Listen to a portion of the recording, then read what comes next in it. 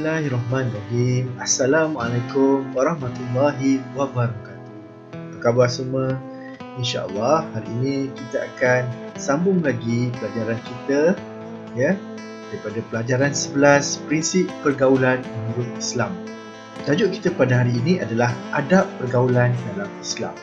Sebagaimana yang kita tahu, Islam menggalakkan umatnya agar sentiasa mengamalkan akhlak mulia dalam pergaulan. Pergaulan dalam Islam adalah komunikasi antara seorang individu dengan individu yang lain berteraskan syariat Islam. Pada tajuk sebelum ini, iaitu konsep pergaulan dalam Islam, kita telah melihat beberapa asas pergaulan dan prinsip-prinsip pergaulan yang ditetapkan oleh syarak. Islam menggalakkan pergaulan yang memberikan manfaat kepada umatnya. Kita wajib mengambil kira batas-batas mahram, jantina dan juga jenis aktiviti yang dijalankan dalam pergaulan. Tajuk kita kali ini, kita akan melihat apakah adab pergaulan dalam Islam. Rasulullah SAW bersabda yang bermaksud, "Janganlah kamu berhasad dengki, tipu menipu, benci membenci, berpaling muka dan janganlah berebut, membeli atau menjual barang yang sedang dibeli atau dijual oleh orang lain. Dan jadilah engkau sekalian hamba Allah Subhanahu wa Ta'ala yang bersaudara." Seseorang Muslim itu adalah saudara bagi Muslim yang lain dan tidak boleh menzaliminya. Hadis riwayat Muslim. Berdasarkan hadis ini, kita dapat mengetahui bahawa Allah melarang kita untuk berhasad dengki, tipu menipu, benci membenci, berpaling muka dan berebut, membeli atau menjual barangan yang sedang dibeli atau dijual oleh orang lain. Allah menyuruh kita membuat baik antara satu sama lain dan janganlah kita saling menzalimi. Justru, Islam telah menggariskan beberapa ketetapan dalam amalan kehidupan kita agar kita tidak melakukan apa yang Allah tidak suka di dalam hubungan atau pergaulan kita sesama manusia. Apakah adab-adab pergaulan dalam Islam? Yang pertama, menjaga tutur kata supaya tidak menyakiti hati orang lain. Islam mendidik kita menggunakan perkataan atau kata-kata yang baik ketika bertutur. Kata-kata yang baik akan memberi kesan yang baik. Begitu juga sebaliknya. Jika kita menggunakan tutur kata yang tidak baik, dia akan mengundang masalah dan perkara buruk. Tutur kata yang tidak baik juga akan menjerumuskan kita ke dalam api neraka. Di akhirat nanti, kita akan dipertanggungjawabkan dengan apa yang telah kita lafazkan semasa hidup di dunia. Bagaimana cara kita menjaga tutur kata supaya tidak menyakiti hati orang lain? Pertama, kita boleh menggunakan bahasa yang baik dan tidak kesat. Apabila kita bertutur, kita hendaklah tidak menyentuh perkara-perkara yang sensitif ketika bertutur. Apabila kita bertutur, bersembang, kita jangan memotong percakapan mereka atau membantah ketika berbual. Kita juga janganlah memperolok atau memperlekehkan cara pertuturan atau apa yang dituturkan oleh rakan kita ataupun sahabat kita yang sedang berbual dengan kita. Kalau boleh, kita jauhkan diri kita dari ribah, iaitu gosip, ataupun namimah, iaitu perkara yang berkaitan dengan adu domba. Kita mengadu, kawan mengadu. Kalau boleh, kita jauhkan diri kita daripada perkara tersebut. Dan sebelum kita berkata-kata, kita hendaklah sentiasa berfikir agar apa yang kita kata itu tidak akan menyakiti hati orang lain. Adab pergaulan dalam Islam yang kedua adalah berlaku adil dan ihsan terhadap semua manusia. Dalam surah Al-Qasas ayat 77, Allah Subhanahu wa Ta'ala telah berfirman, artinya, dan berbuat baiklah kepada orang lain sebagaimana Allah telah berbuat baik kepadamu, dan janganlah kamu berbuat kerosakan di muka bumi.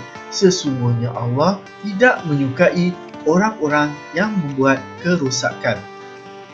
Bagaimanakah cara hendak kita berlaku adil dan ihsan terhadap semua manusia? Antaranya adalah kita menjalankan hak dan kewajipan antara satu sama lain. Yang kedua, kita bergaul dengan sesiapa sahaja tanpa mengambil kira latar belakangnya. Jika berlaku sesuatu perkara yang tak diingini, hendaklah kita mengadilinya atau menyelesaikannya dengan bijaksana dan membuat keputusan secara adil. Dalam melakukan ihsan juga, kita perlu sentiasa bertegur sapa, memberi bantuan tanpa membezakan antara satu sama lain. Adab pergaulan dalam Islam yang seterusnya adalah menghormati dan tidak menghina orang lain. Kita perlulah sentiasa menyokong rakan kita. Kita bagi kerjasama pada dia. Kita bawa pengaruh positif. Kita jangan mendorong rakan kita untuk melakukan perkara yang tidak baik. Sebaliknya, kita kena hormati haknya untuk belajar dari kesilapannya. Apa yang berlaku di antara kita dan kawan kita, kita cuba untuk cari jalan penyelesaian dan jangan terlalu ego kerana orang yang ego memang susah diajak berbincang. Kita hendaklah sentiasa menghormati kawan kita yang lebih tua usianya dari kita dan tidak bersikap kurang ajar ataupun kurang sopan. Adab pergaulan dalam Islam yang seterusnya adalah bersangka baik. Kita hendaklah tanam sifat saling percaya dalam perhubungan persahabatan dalam pergaulan kita. Ada kalanya ada pihak ketiga yang cuba memporak-porandakan hubungan. Jangan bertindak melulu. Kita perlu percaya kepada sahabat kita kerana kita lebih mengenali dia berbanding orang lain. Sabda Rasulullah SAW, barang siapa menutupi aib saudaranya sesama Muslim di dunia, Allah menutupi aibnya pada hari kiamat. Hadis riwayat Ahmad. Sahabat yang baik ialah orang yang tahu tentang kelemahan ataupun keburukan kita, tapi dia akan bercerita tentang kelebihan kita kepada orang lain. Ketika orang lain bercakap tentang keburukan hal kita, dia akan menyokong kita dan akan bercerita tentang kebaikan kita. Contohnya, sahabat kita memang seorang yang panas baran. Kadang-kadang tanpa sebab yang pasti kita dimarahi olehnya. Betul tak? Kita hendaklah bersabar dan menerima sikap kekurangan sahabat kita itu sebagaimana dia boleh menerima kekurangan kita. So, kita hendaklah sentiasa bersangka baik pada dia. Seterusnya, adab pergaulan dalam Islam adalah menjaga batasan pergaulan antara lelaki dan perempuan. Bagaimanakah caranya? Kita hendaklah menjaga pandangan kita dengan tidak melihat aurat mereka, tidak memandang dengan syahwat atau memandang tanpa ada keperluan. Dalam menjaga batasan pergaulan antara lelaki dan perempuan juga, kita hendaklah memakai pakaian yang sopan dan menutup aurat.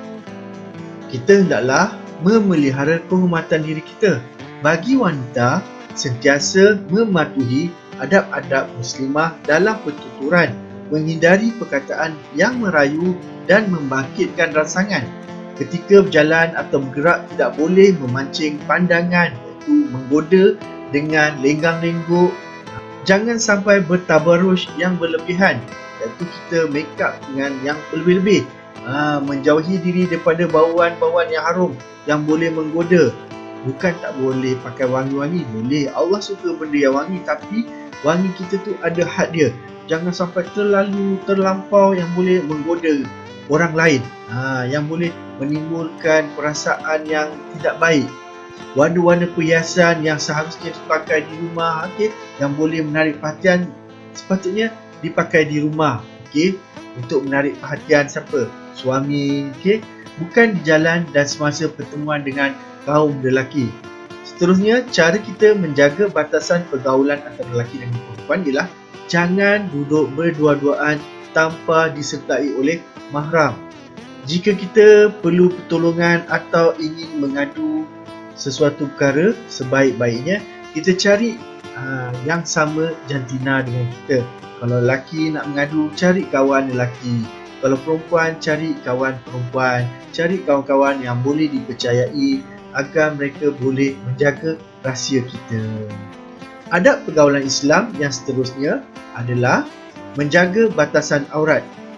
Kita hendaklah menjaga aurat kita seperti apa yang telah ditentukan. Ditentukan oleh syarak mengikut jantina.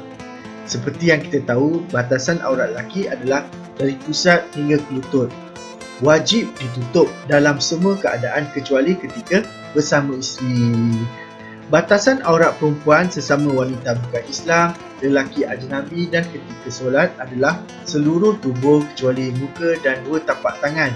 Manakala dari pusat hingga lutut apabila ia bersama dengan wanita Islam ataupun lelaki mahram, iaitu macam adik-beradik dan ayahnya.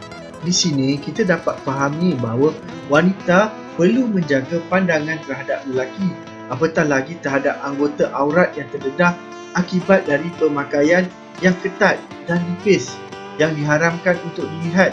Begitu juga lelaki perlu menitik beratkan soal berpakaian dan tidak mengambil mudah soal menutup aurat dan berpakaian yang patuh syariat. So, ada 6 adab pergaulan dalam Islam, iaitu pertama tadi, kita hendaklah menjaga tutur kata supaya tidak menyakiti hati orang lain. Yang kedua, berlaku adil dan ihsan terhadap semua manusia. Yang ketiga, menghormati dan tidak menghina orang lain. Yang keempat, bersangka baik. Yang kelima, menjaga batasan pergaulan antara lelaki dan perempuan. Dan yang keenam, menjaga batasan aurat. Alhamdulillah, kita dah tahu beberapa adab pergaulan dalam Islam. Sekarang cuba kita lihat apakah kebaikan mengamalkan adab dalam pergaulan. Antara kebaikan mengamalkan adab dalam pergaulan adalah adab dalam pergaulan dapat mengangkat martabat seseorang di sisi Allah Subhanahu Wa Taala. Dengan mengamalkan adab dalam pergaulan, menjadikan seseorang itu disukai oleh orang ramai. Kebaikan mengamalkan adab dalam pergaulan juga dapat menghindarkan prasangka dalam masyarakat dan mewujudkan keharmonian dan keamanan dalam masyarakat itu sendiri. Seterusnya, kebaikan mengamalkan adab dalam pergaulan dapat menonjolkan perilaku yang baik dan mulia dan akan menjadi contoh kepada orang yang lain. Apakah kesan buruk atau apakah keburukan jika kita gagal mengamalkan adab dalam pergaulan? Antaranya adalah akan melahirkan sebuah masyarakat yang saling mencurigai antara satu sama lain dan akan berlakunya perbalahan dalam masyarakat. Akhirnya akan mewujudkan masyarakat yang mementingkan diri sendiri. Masyarakat juga akan menjadi porak-poranda. Berlaku gejala negatif seperti pencabulan, rogol, dan macam-macam lagi. Keburukan jika kita gagal mengamalkan adab dalam pergaulan juga akan menjatuhkan maruah atau aib kita sendiri ataupun orang lain. Di samping itu juga akan menimbulkan permusuhan serta kebencian yang akan mengakibatkan terputusnya persahabatan. Kesan buruk jika kita gagal mengamalkan adab dalam pergaulan, dia akan menjadi contoh yang tidak baik kepada orang lain. Apa yang kita buat akan ditiru oleh orang lain. Contoh, kita melakukan benda yang tidak baik, adik kita akan ikut kita. Mungkin akan memberi kesan kepada kawan kita yang mana akan meniru, akan mengikut cara kita yang tidak betul-betul.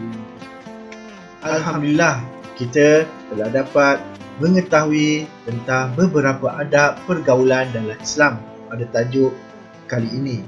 InsyaAllah, kita akan berjumpa lagi pada tajuk yang lain. Assalamualaikum warahmatullahi wabarakatuh.